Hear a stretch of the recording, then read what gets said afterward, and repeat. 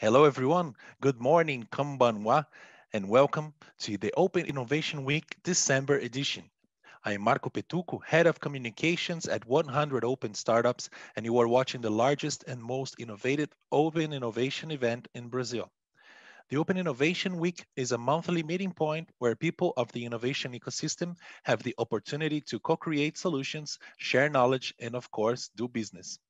This edition is being held in partnership with JETRO, the Japan External Trade Organization, and brings together the innovation communities of Brazil and Japan. So we are now going to watch a short video from JETRO. Check it out.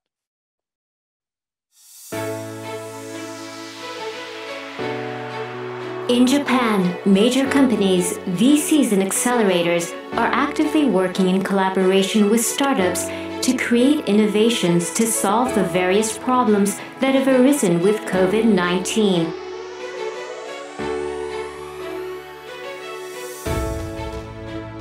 Our firm, from a global perspective, is now looking at Japan as maybe a bigger potential than we previously thought when we first came here only a year ago. COVID-19 is not stopping Japanese companies from investing in working with foreign startups. COVID-19 is accelerating a trend for Japanese corporations to look more seriously and more quickly at implementing their own digital transformation. Big upcoming opportunity is the World Expo 2025, which Osaka was selected as the host city. The broad theme across the whole project is SDGs. It's time now to sort of really relook at Japan. 最近では教育のイノベーションをリードするようなスタートアップ企業の紹介の要望を多く聞くようになっております。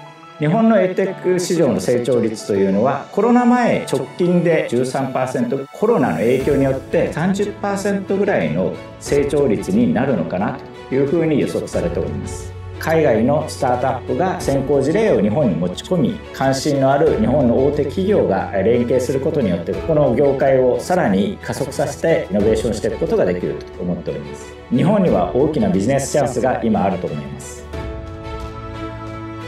Amid the search for a speedy response to the new challenges posed by COVID-19, there are high expectations in Japan for startup companies. The ecosystem that supports those startups and innovation in general will continue to grow.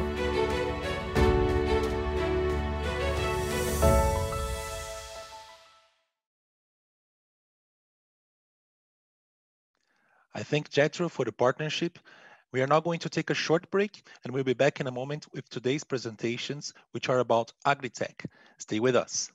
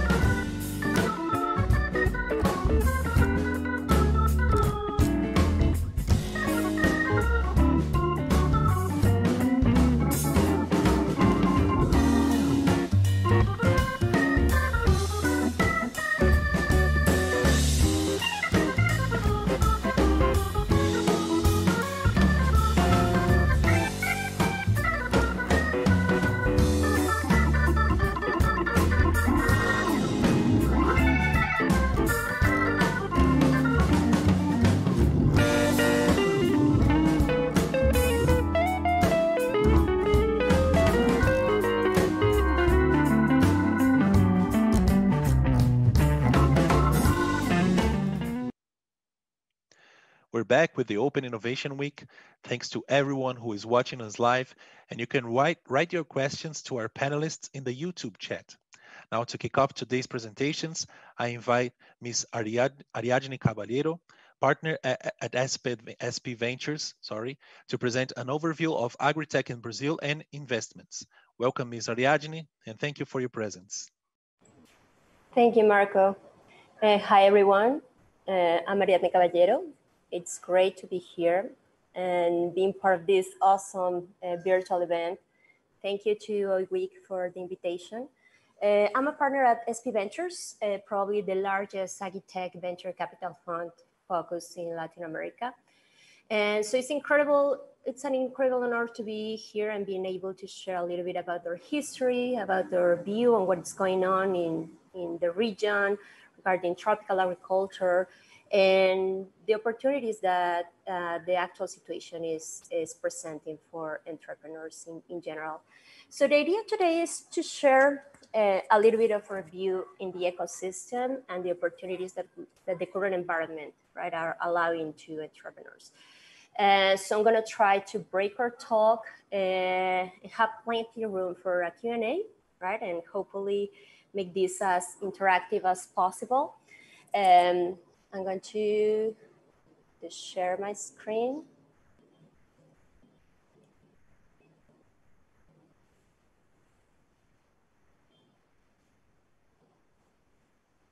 Okay. So the idea here is to give you guys a little bit about the history of our company, of our fund, so you can understand a little bit of where we are coming from. And then I'm going to present a little bit of what the agribusiness industry in general, focusing in Brazil, but this is Latin America in general, where our focus in tropical environment is and how much this represents, right? And then moving on to a couple of cases and trying to dive into the opportunities in the region. So at SP Ventures, we've been doing venture capital in agri-tech specifically for over 12 years now. We run the most experienced, the oldest VC firms in the region. And one thing that is curious is that we started the firm back in 2007, and we were not focused on ag. We were generalist, early stage focus, and specifically concentrating in a geographic angle that is the south of Brazil, which had at the time the most science and innovation in Brazil. So we invested in over 8 companies in the very first fund. And much to our surprise, 50% of that portfolio was already agri-tech. And it was exactly in those early days through market research and because agribusiness is such an important force in the region that we identified that agri-tech investing in Latin America is where we perceive to be the best financial return and purpose-driven investment in the area of venture capital. And we raised our second fund back in 2014, a larger fund. It was a little bit over $40 million. We invested in 20 companies, 80% of those in the agri space. And when we raised the second fund, it was already an agri-tech oriented fund and the region's first agri-tech fund. And since then, we haven't looked back, right? And we've been specializing more and more into this area.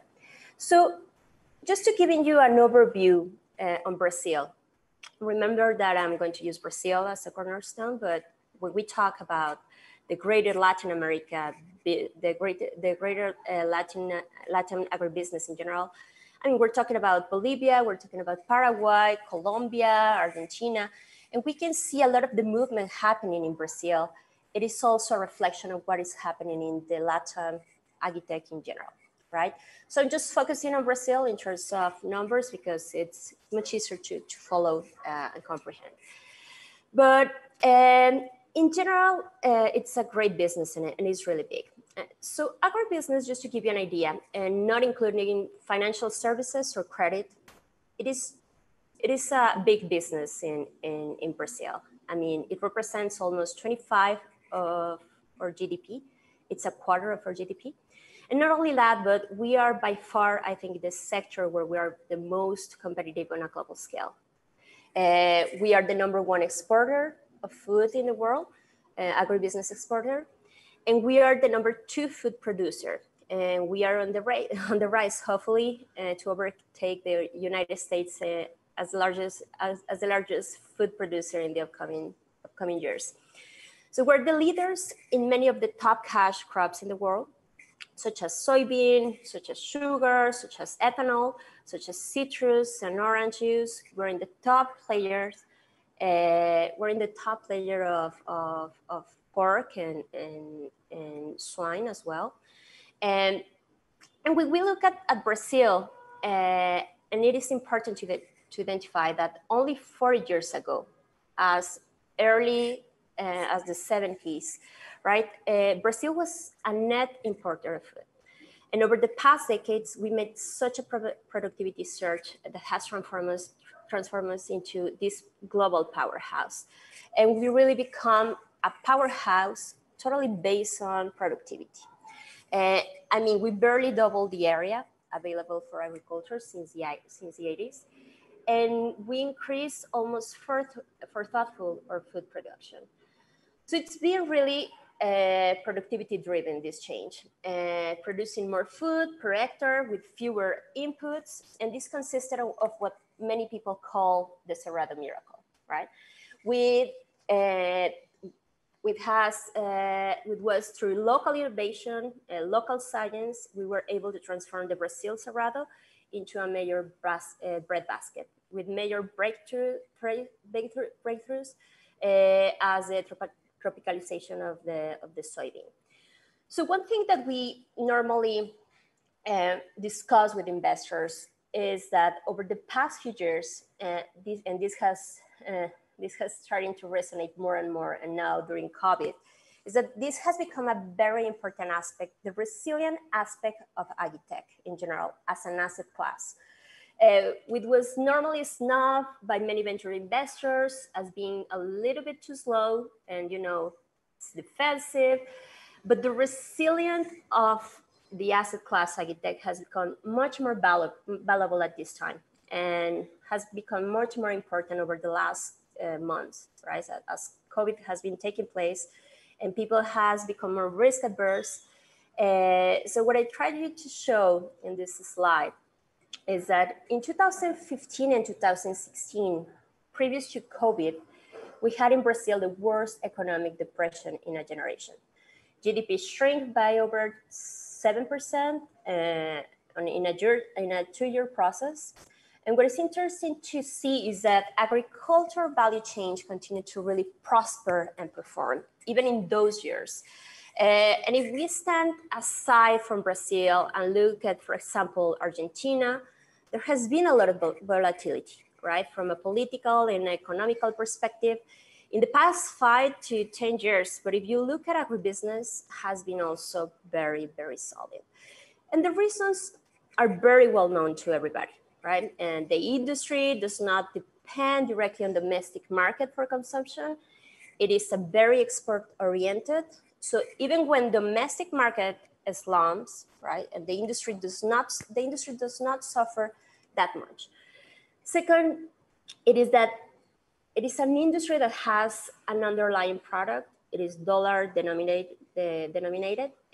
So when the local exchange rates fluctuate and many times go down the drain due to local economic and political turmoil, farmers' revenue in current currencies actually have a major boom, right? Because the dollar appreciates and they have a larger sentiment in general of wealth.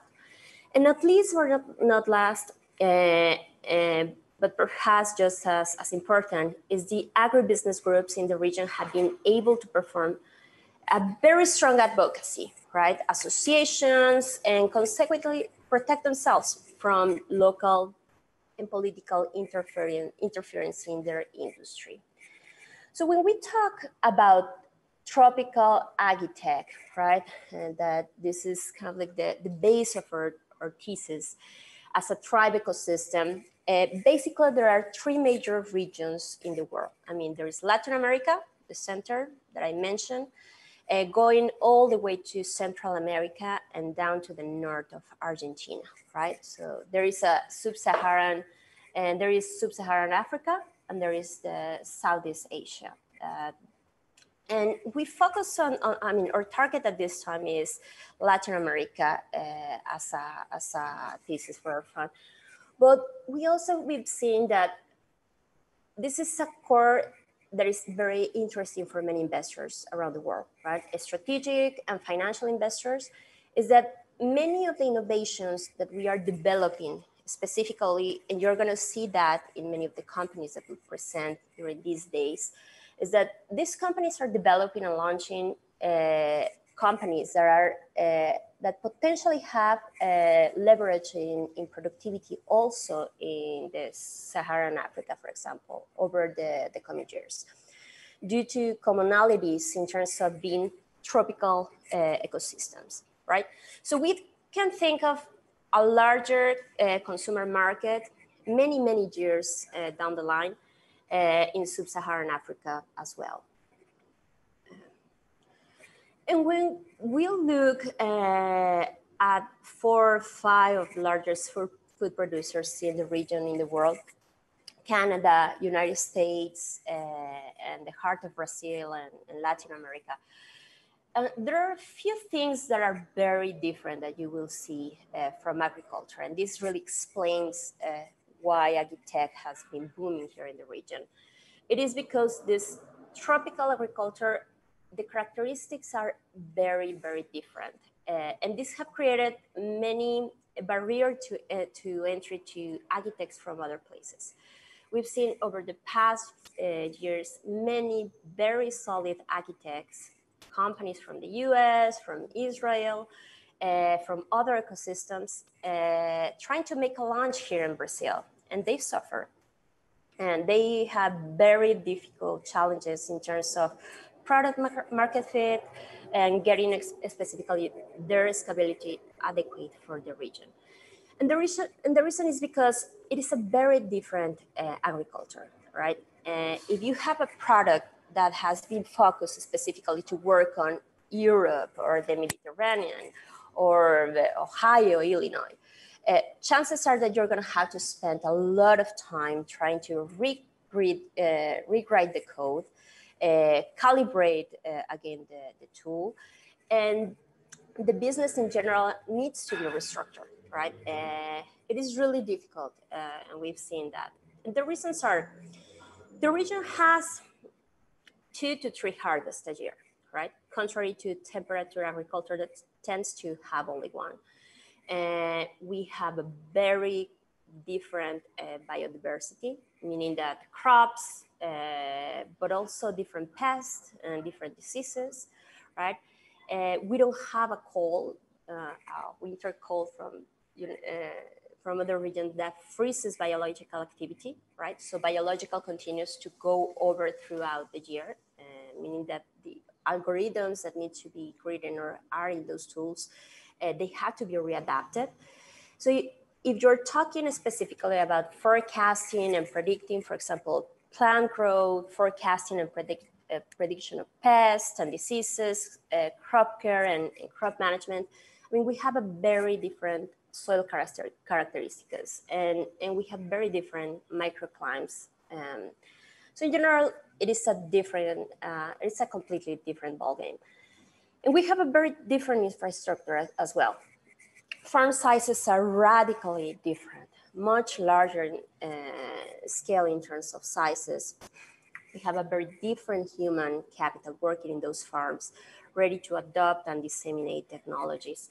Connectivity is much tougher in our region, right? The logistics to get produce in and out into consuming sectors and also into the ports, it's very, very different. So everything has to be reshaped, everything has to be rethought.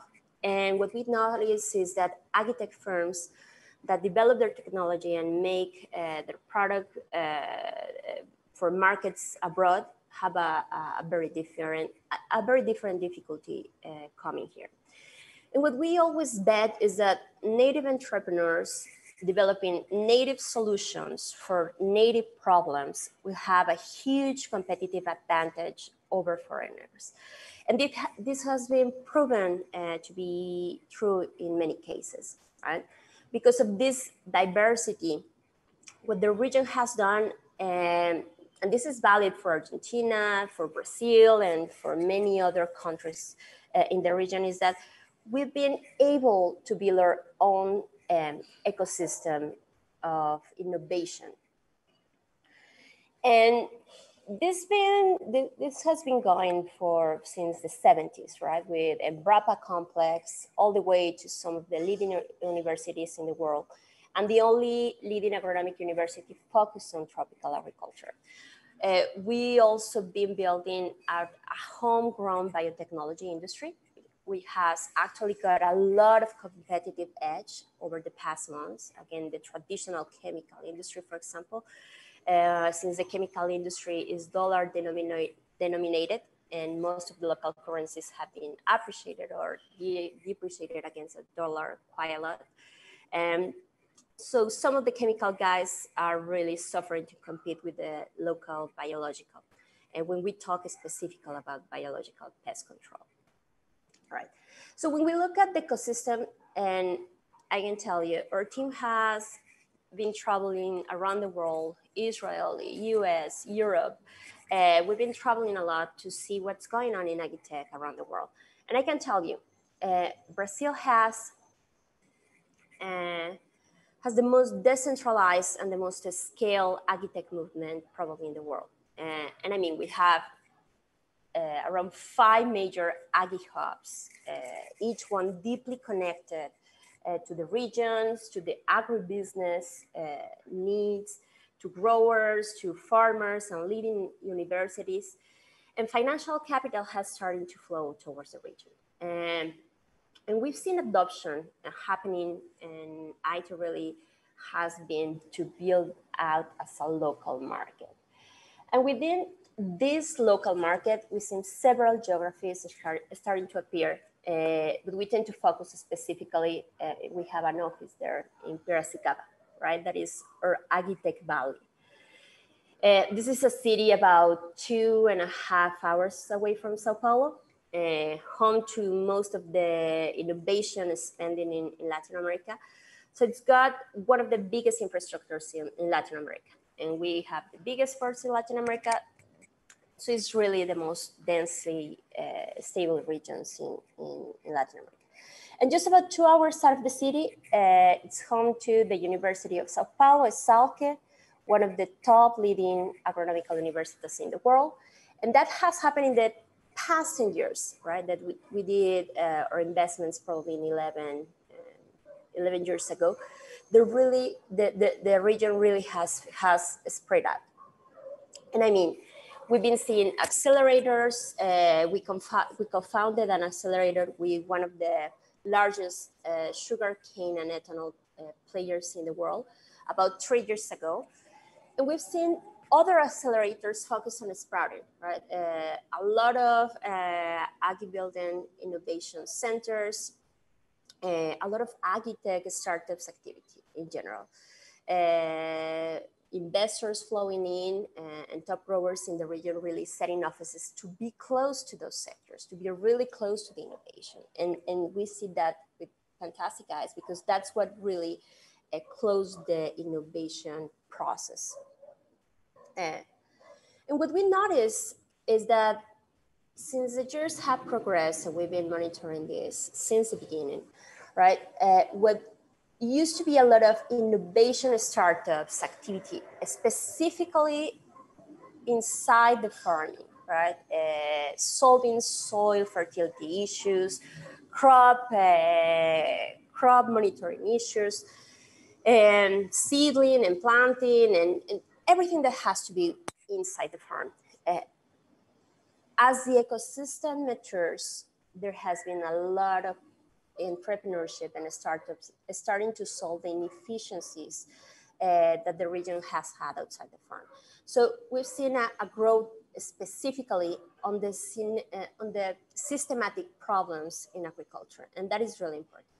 Meaning, Fintech for agriculture has been a huge source, specifically for deal flow in the region over the last 18 months. We've seen a lot of e-commerce activity for agriculture. We've seen logistics for ag, lending marketplaces, and several other pain points that are being attacked by different startups. Remember that when we're talking specifically about a leapfrog and in building a financial services for agriculture is what today the second largest food producer country in the world. So there is a lot of potential for value creation, right? And at the same time, we see that we don't necessarily destruct value for traditional financial services because simply they are not necessarily focusing on agriculture. So interesting, it is really important to point out here that with COVID, and this has been discussed in the last month, several tendencies have been really accelerated, right? So as the governments specifically having to reach deep inside their pockets to bail out several industries that suffered tremendously and to the most vulnerable bases, what happens is that the subsidized credit that was available specifically for farming, it's simply drying out, and farmers are having to start to seek sources and alternative sources for credit and sources for insurance to go along specifically with that credit. And this is when we start to notice that simultaneously the regulatory hurdles being agri-credit in the region, with where notary credits stamps to be valid in courts, and the notaries were closed. I mean, banks are being closed, were closed a few months ago. I mean, startups are really jumping into the opportunity, and growers are really changing the way that they are behaving as well. So this is the way that we see the ecosystem in terms of investing. So we map out the region into broad categories, the region between the vegetable and the grain vertical, between the animal protein vertical. I mean, we break out through different technologies. And if it's biotech science or it is digital, I mean, we break out this in different activities, right? So we map out the different technologies in trends that we've been seeing. And we've seen pretty much a lot of activities across the board. And this scale has really doubled in the last probably 20 to 24 months. We've really seen entrepreneurs tackling all of these major hurdles. And again, you'll see a lot of those entrepreneurs today. So now I just go to one of our big bets here in the region, and I'm going to show you, is AgroFag. We recently did an investment there, just an example of what's happening in the region. We see parent companies such as Farmer Business Network, Agben, and seeing other companies also trying to solve the e-commerce factor, right? And digital distribution for inputs that needs to be disintermediated sometimes. So we look for a company in Latin America, and somebody really, I mean, specifically this team that is from Argentina, a fantastic team of entrepreneurs in Rosario. They were building this as a marketplace already working with a great product fit, marketing in Argentina, horizontal marketplace with financial services in general. And we brought a very different coalition of investors here, right? I mean, Acre BC, Following Capital out of California. But this is really what we are trying to focus here. I mean, we're trying to build out companies that are really big and really can deliver value and create value in the region. And so the biggest unicorn specifically, for those that are not necessarily familiarized with Latin America, The biggest unicorn specifically for Latin America has also come from Argentina, right? That is a company called Mercado Libre, which is probably a $30 million plus marketplaces, equivalent to eBay or Amazon. And when we look at companies such as Agrify, right, that started specifically here in the region, I mean, there are so many opportunities to continue. That's a reality.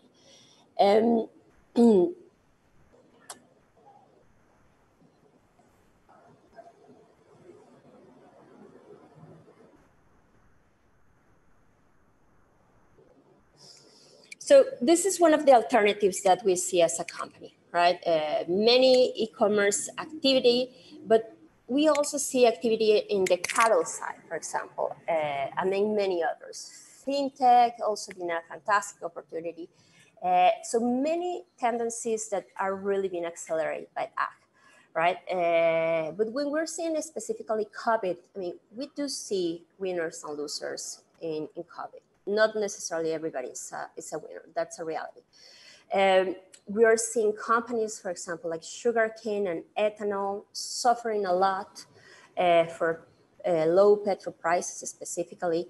But at the same time, I mean, we have seen the bulk of food producing sector of agribusiness being quite successful. The export markets are still answering, and we have not still, by fortune, a lot of disruptions in the food industry, in contrary to many other regions, right? So it is a very resilient market, and this is an opportunity that I mean that it is important to deep dive, because there is so much to build, and specifically because we have so many opportunities to tackle many of the problems in the region. So this was a very brief summary that I wanted to leave you. I don't know if you guys, if there is time, Marco, for questions, or should we move to other topics?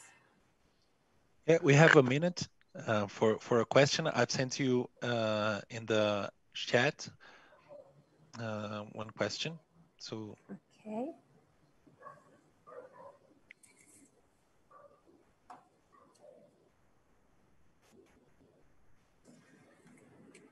What is the main, I'm going to read it to Rari.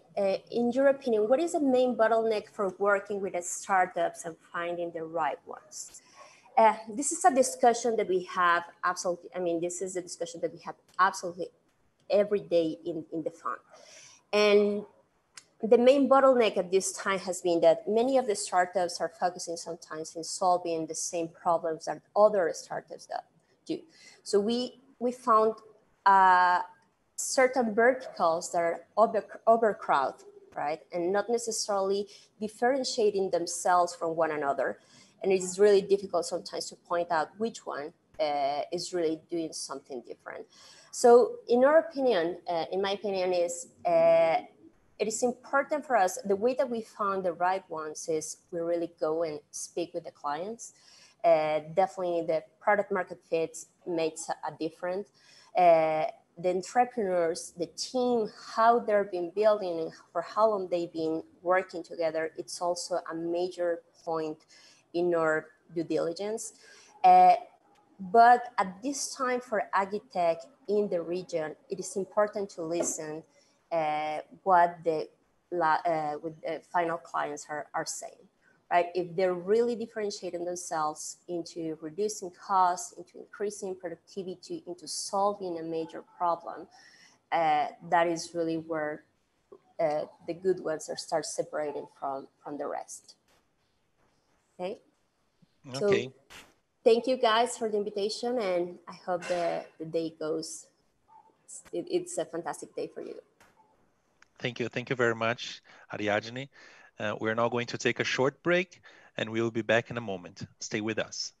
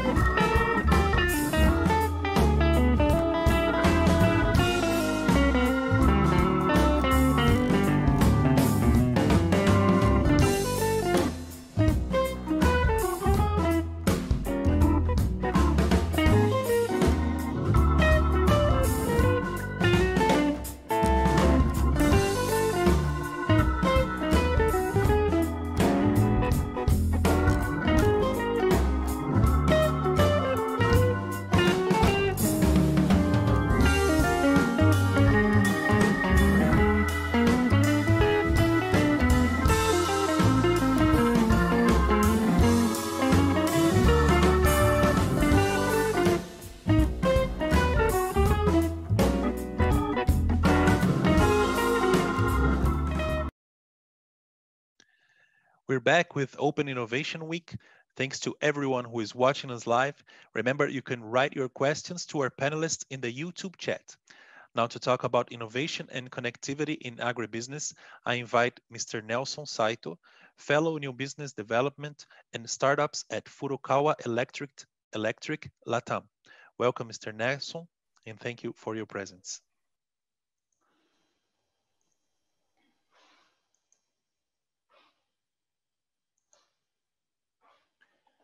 Good morning. Thank you very much for the invitation to be a speaker at this important event. My talk today is about the startup project at Furukawa Electric Latam and open innovation activities with Furukawa Electric Corporation Japan. And finally, we'd like to present a business case with the startup Primefield in the agribusiness area. So let me explain what is Furukawa Electric Group. I don't know if everybody knows, but it's a leading and a large multinational company with a headquarters in Japan, and we have operation worldwide. The company has sales revenue is $8.7 billion in the last fiscal year, and we have more than 50,000 employees worldwide. The company has 5 different business units: automotive, component materials, functional products, energy, and the communication solution. Furukawa Electric Latam, as you may know, belongs to this business unit of communication solution. The Communication Solutions Group, we have 3 main companies that covers the market worldwide. OFS formerly was a Lucent Fiber division. We bought this company in 2002, and we have the operation basically in North America, Europe, and Russia. The company supply optical fiber and cable and the optical companies as a main business. We have the company called Fitel. That is one of the leading company that supply optical components, and it's very famous for the fusion splice machine, selling worldwide. And this company sell optical cable and the product for the Asia and the Japanese market.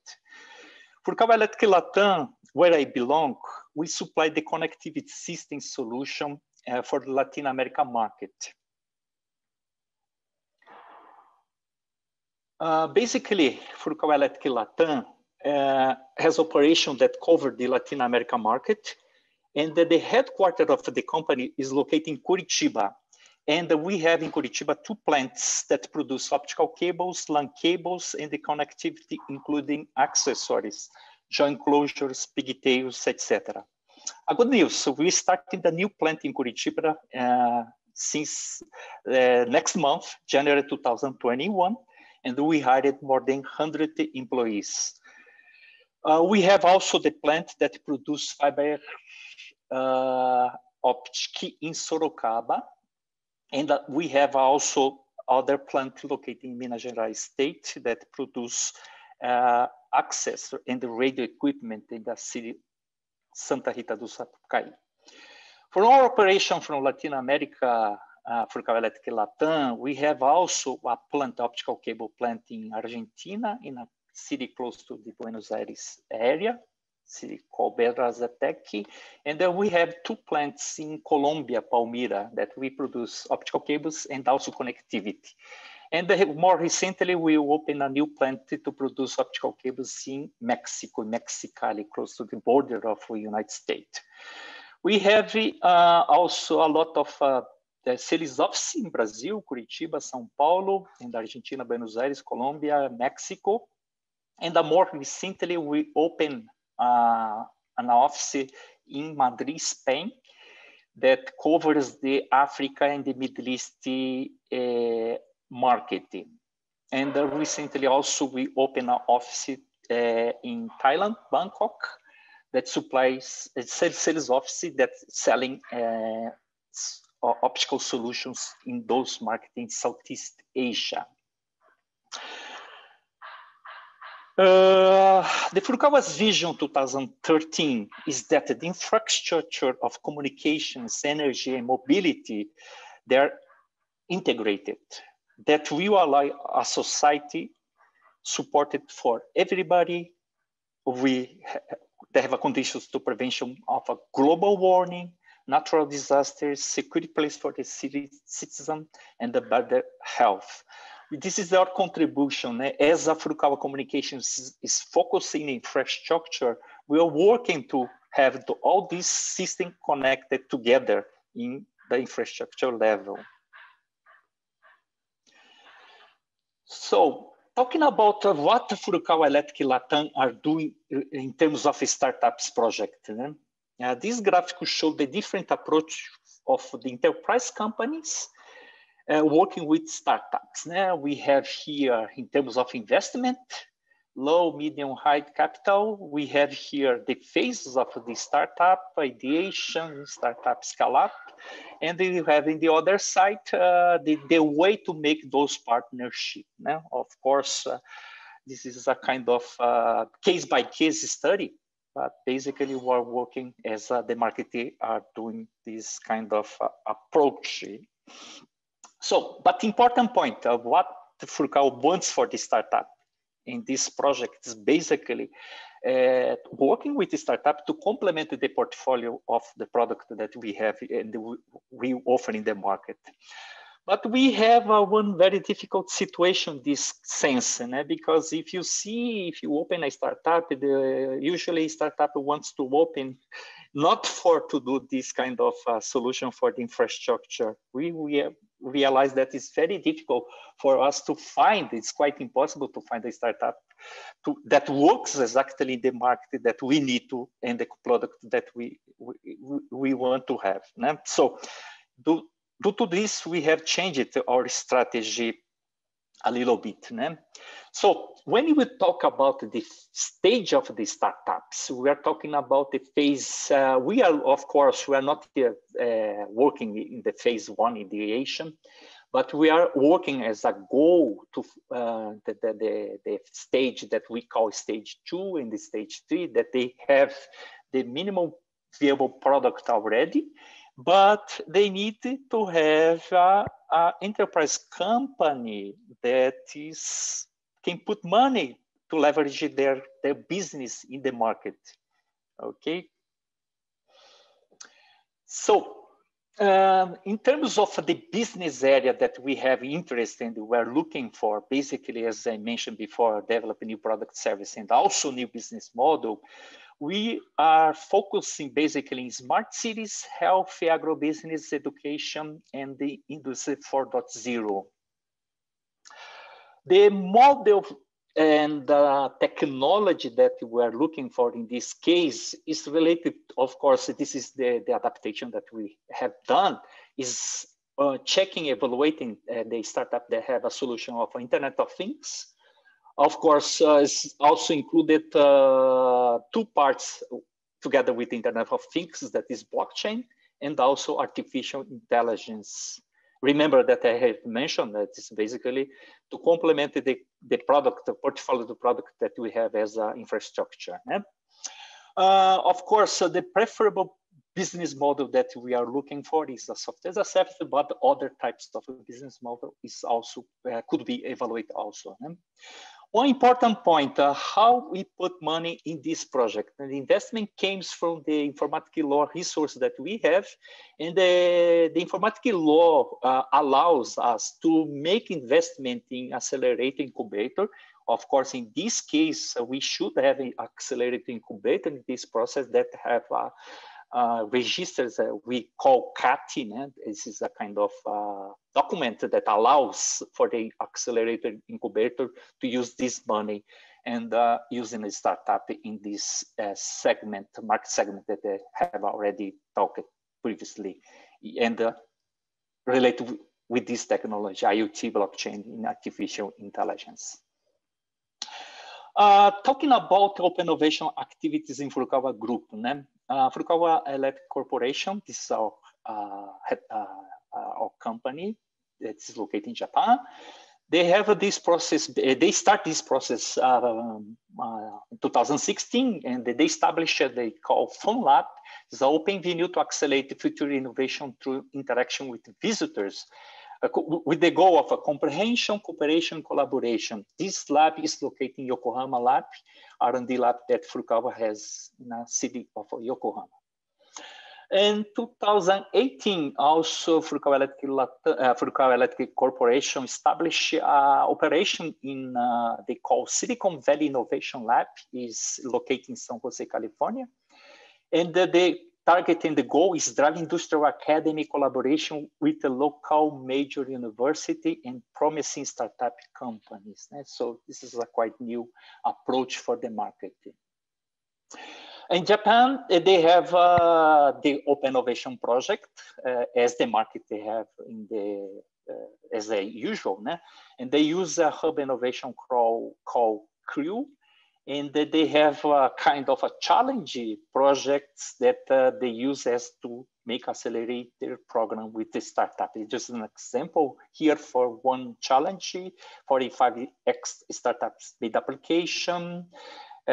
37 was testing the document screening. After that, the brush up survived 17 startups. The primary selection, 7 startups was selected. In the secondary selection, just 3 startups still working in this project. This is a conventional open innovation project that we have in the Brazilian market also. As Furukawa Electric Japan, they participate in an important event, and I think the power matching event with the Innovation Leaders Summit is the biggest event for the startup in the Asia market. Just an example of this event that happened in 2019, 150 large enterprises attended, more than 582 startups, and with 177 came from the overseas. More than 10,000 people attended this event, and Furukawa have signed the process and project with 3 startups that was selected in this event. How Furukawa Electric Corporation make a market position using open innovation projects? Basically using a soft matrix. When they need to have a kind of a market development in the product development, they use the FunLab as a reference to do that. In some cases, when we need to have a diversification, they make a joint research activities with university. This is an example of Hokkaido University and the University of Tokyo in this project. And of course, the Silicon Valley is also related with the market position when we need to have a diversification. So more recently, we start this collaboration team between the Furukawa Electric Latam team and also with these mother companies, Furukawa Electric Corporation and the Silicon Valley. The target is to share the experience and also to speed up the process. When we are talking about startups, startups that want to be global, I think in this case, the project works well in this sense. So the final phase of my presentation is related with the case for a smart farm that we have made with a startup called Primefield. Furukawa have released equipment that we call LTE. Basically is the same LTE of 4G, but the difference is that we use a frequency, a license frequency of 250 megahertz. It's not the same of the mobile operators. So you can, as a private company, get a license to use this system.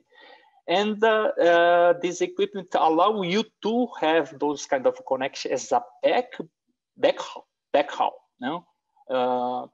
In case of if you need to have a connection with 3GPP release 14, Cat4, Cat-M1, NB IoT. This equipment is also for outdoor use with IP65. They can reach up to 100 kilometers in a system that we topology of a point to point. You can have up to 10,000 users registered, and simultaneously we can have up to 100 users. In this solution, we have Wi-Fi integrated. They have also GPS for geolocation, serial port, and the Ethernet port. One important point here is the latency, 30 milliseconds in operation, in 100 milliseconds for registration. One problem that the farm we have realized in the market is the internet connectivity. They have a lack of this solution in the market. Sometimes they have just an option satellite solution.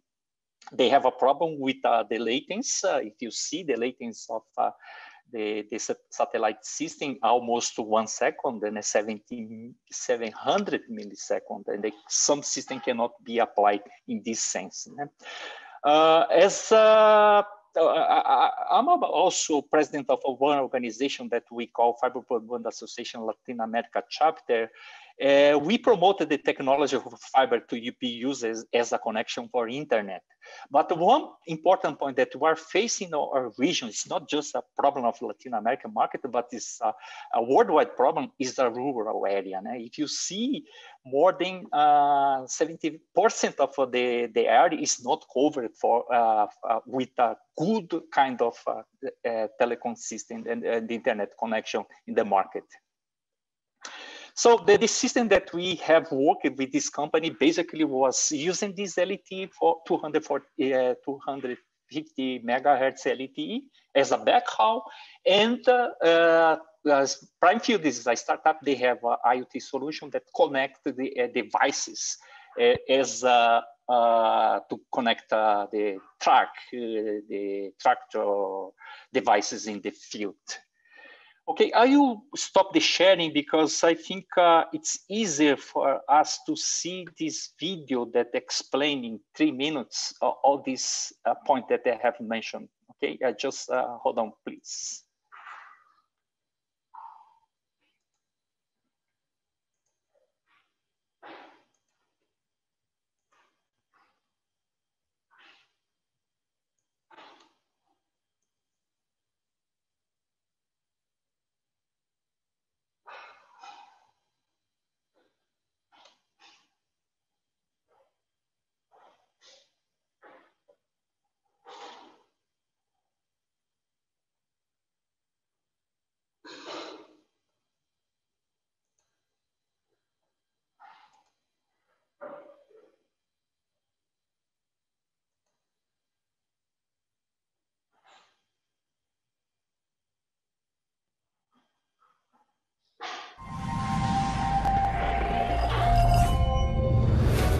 A Furukawa está sempre inovando com soluções inteligentes para conectar pessoas e empresas. Agora, a Furukawa apresenta uma solução sem fio para implantar as redes LTS privadas multisserviços no campo.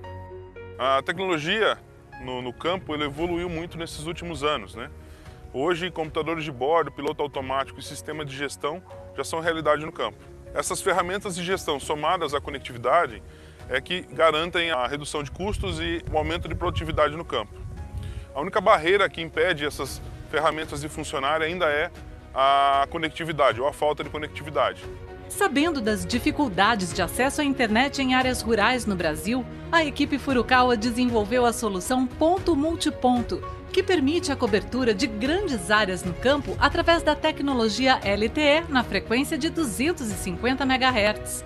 A solução da Furukawa é de fácil instalação e utiliza um equipamento concentrador chamado InnodeB, localizado na estação rádio base. E nas pontas, as UEs. Esse sistema é controlado através do software EPC, embarcado na InnodeB ou num servidor externo. Cada UE é conectada a uma máquina agrícola ou qualquer outro dispositivo, como sensores, atuadores, medidores, gateways, entre outros. Com a solução da Furukawa, cada InnodeB consegue cobrir áreas com raio de até 100 km. O sistema possui a funcionalidade de handover, o que permite a mobilidade das UEs entre as InnodeBs, fornecendo sinal de internet para o campo. A conexão no campo ganhou outra dimensão. Agora tem a solução LTE de longo alcance da Furukawa, com tecnologia 100% nacional. Interatividade e conectividade para um desempenho ainda melhor do agronegócio. Com a solução LTE 250 MHz da Furukawa, os gestores agrícolas podem acompanhar o desempenho no campo sem se deslocar para as frentes de trabalho, otimizando o trabalho de equipes e equipamentos. O sistema permite entregar até 32 megabits por segundo. Além de acesso à internet, é possível conectar sistemas de câmeras, voz, dados e sensores. Nossa UE disponibiliza sinal Wi-Fi para conexão de qualquer dispositivo, como celulares, tablets ou mesmo as máquinas agrícolas, além de portas seriais RS-232 e portas Ethernet. A InnodeB da solução Furukawa suporta até 10 mil usuários registrados, podendo operar com até 100 usuários simultâneos. Quem usa garante. A solução LTE 250 MHz da Furukawa veio para fazer a diferença na conectividade do agronegócio brasileiro. Nós da Primefield buscamos entregar conectividade com uma série de opções, uma série de soluções, e a rede LTE da Furukawa está agregando ao nosso portfólio de soluções uma solução híbrida, juntamente com as soluções que nós já temos, para garantir a cobertura de 100% da área do cliente.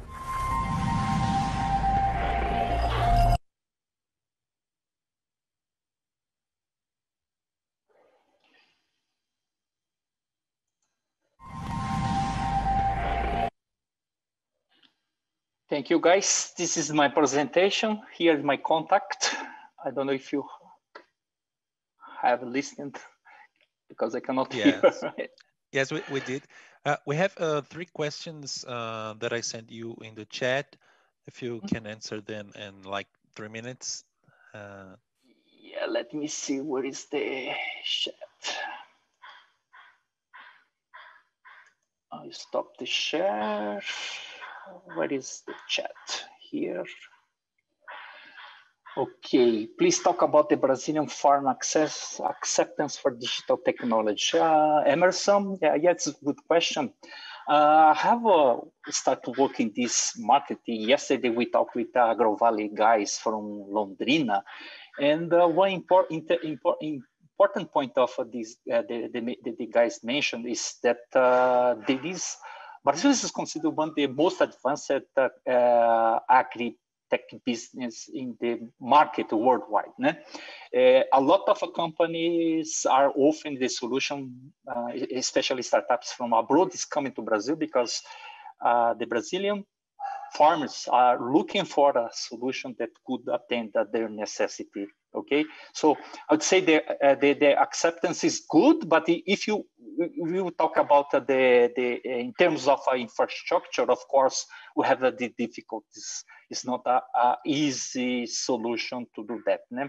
You mentioned just for instance, one cooperative here in Paraná State, close to Ponta Grossa, they installed by themselves an optical system. We have supplied more than almost 500 kilometers of optical cable to connect all the farms located on those regions. So they are willing to make this investment. They have money, they have a business. So this is a very important point. About Masistek question, how to escalate private solutions like 250 mega LTE with expensive modems. So the only way to decrease the price, I think, is to gain market scale. Don't need. It's quite impossible for you to have a low price if you don't have scale. Now, if you see the promised solution that is coming, the broadband satellites in the low orbit. For instance, Starlink from Jeff Bezos, Elon Musk. Jeff Bezos also have a different kind of solution. If you see the price of the CPE is still high because we need to have the scale. Unfortunately, this is the market way to decrease the price. And in case of our solution, it's the same. I don't expect to have price decrease if you don't have this scale in the product quantity in the market. Last question is Emerson. Connectivity is the top issue when it comes to use of digital technology on farms. Do you see any advantage in Brazil? Space for the next few months? Yeah. Do you see an advance in Brazil in this space, in this area for the next few months? Yeah, in the usage of digital technologies on farms. Okay, for sure. We expect to have, but of course, there is a delay of the marketing regarding the equipment and availability, for instance. We have made this concept of this product, but our product will be released just next year. So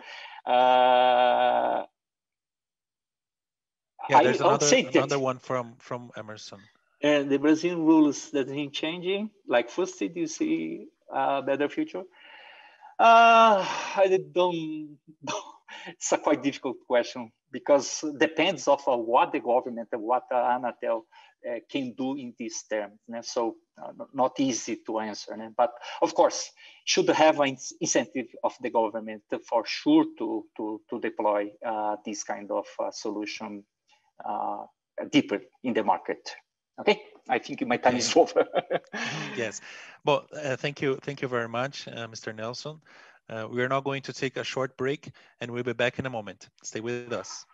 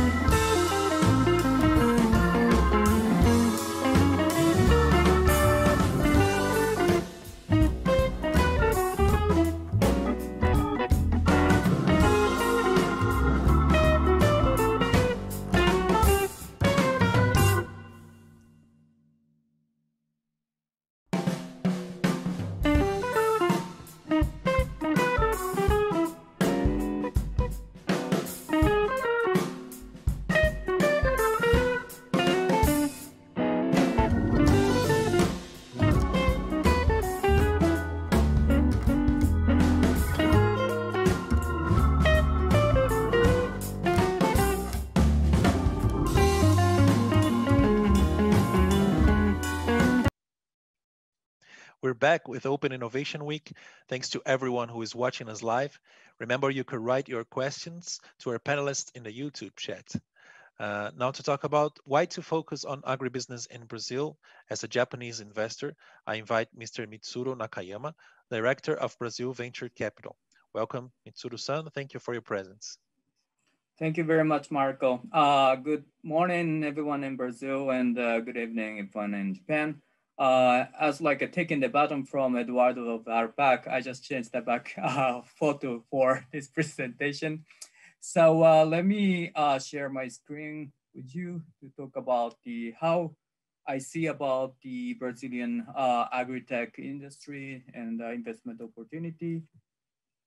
And briefly, I introduce myself. I am the founder of Brazil Venture Capital, which is a venture capital focusing on Brazilian startups, especially in a very early stage, like a pre-seed round. And I originally from Japan, but I'm living in Brazil for 9 years. And previously, I was an entrepreneur as well, and also a management consultant at the Bain Company. Well, I will talk about 2 points today. One is why focusing on the agri in Brazil, and how Japanese startups can look for a Brazilian market. So why Brazilian market is attractive? I see like a major 3 drivers. One is enormous market for like startups and venture capital investors. Brazil is the 4th largest internet user country in the world. So it has 140 million internet users, which is more than a whole population in Japan. And high smartphone users penetration, so pretty much equal to Japanese market. And the second point is still a less competitive market, I should say. Not much international entries because of some cultural or probably language or some other reasons. And the domestic market is not too hot like or too crowded like the market of like Chinese or Indian markets that I hear from my peer investors. And thirdly, flexible regulatory policy. I know people, well, people know about Brazil, and especially like from regulatory perspective, Brazil is a very bureaucratic sometimes, and regulation is very tough to understand. However, I see Brazilian regulation policy is kind of flexible for new services and a new technology.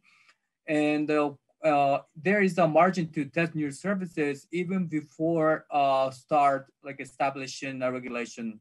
For example, like this ARPAC's drone, it is very hard to fly drones in the field in Japan because of the regulation. And before having a regulation, people are kind of worried about doing or implementing new technology in real life because there are a lot of dangers probably or some risks. But in Brazil, there is a room to start operating legally in a very early stage of the technology. So ARPAC has accumulated a lot of experience as a drone operation company.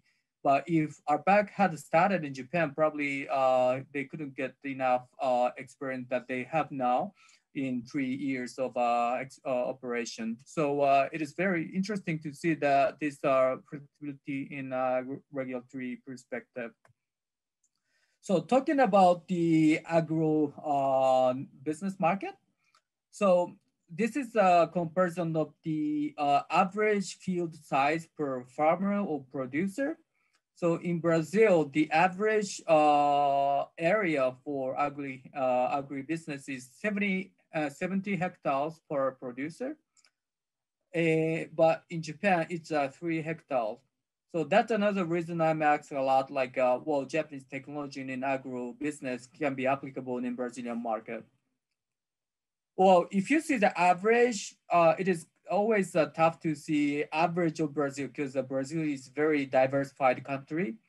So this is the number or percentage of producers by area they have.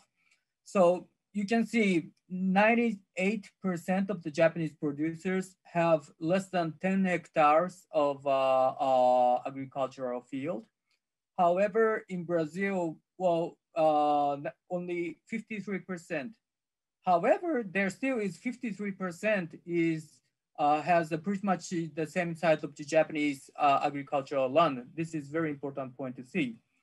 And if you look at the largest island second largest island in Japan, which is called Hokkaido, the distribution of the producers by size of their field, it becomes a little bit much similar to Brazilian ones. So imagine, well, if we think of like agri-technology, which is applicable in a larger field in Hokkaido, for example, can be applicable to Brazilian smaller or medium-sized producers. That's how I see the market. And another reason why you should consider Brazil is if you have like a 1.5% of the Brazilian agricultural area, which is the 100% of the Japanese agricultural area. So if you see the market, 80% of the area is occupied by 9% of the producer, which is right bottom hand of the slide. So those like large producers, which has more than 100 hectares, are occupying the market.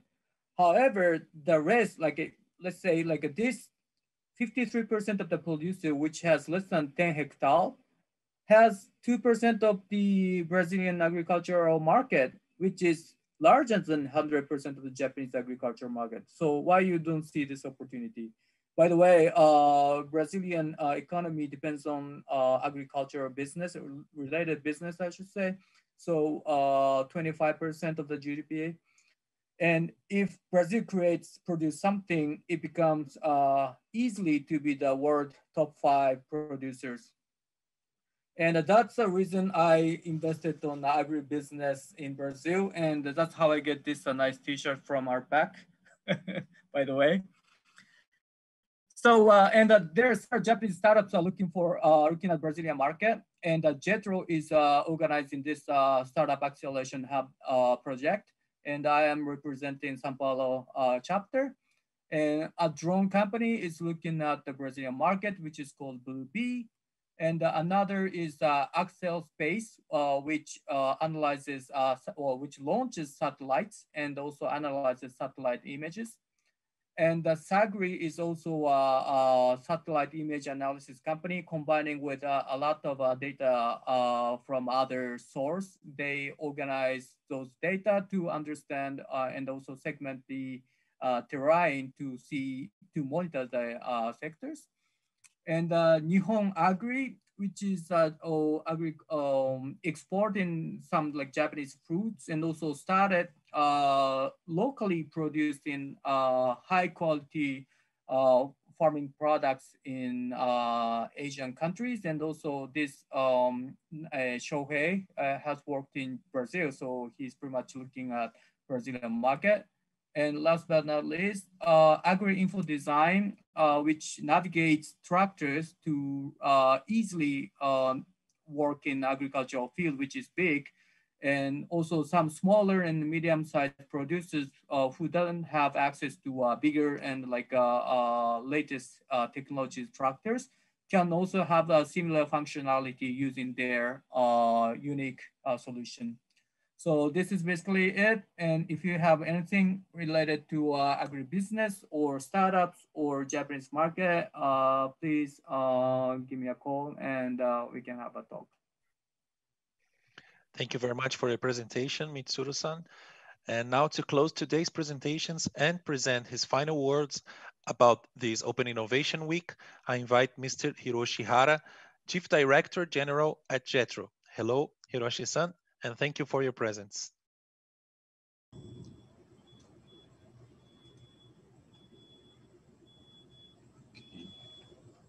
Thank you, Marco. Good morning, everyone. I am Hiroshi Hara, Chief Director General of JETRO São Paulo.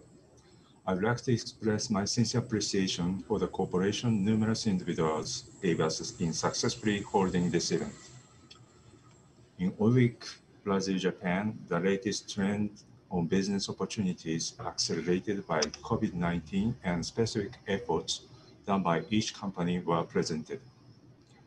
I had the impression that its possibilities for technological collaboration between Brazilian and Japanese companies have gained further momentum even amidst the pandemic.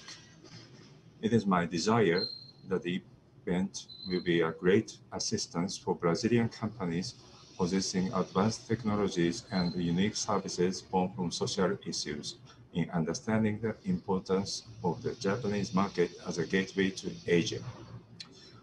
In addition, there are numerous Japanese affiliated companies active in Brazil. I assure all of you that they will be a reliable partner who can help guide you to successfully entering the Japanese market. I therefore encourage you to make good use of connections with them. In the midst of the restrictions on visiting companies and holding events in the real world, we are able to simultaneously implement online matching between Brazilian startups and around 10 Japanese companies.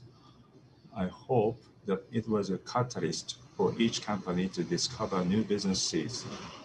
As I mentioned in the opening ceremony, we at JETRO have been conducting 3 activities from the aspect of innovation. First is support for Brazilian companies, with the aim of vitalizing Japanese economy where numerous business models have changing.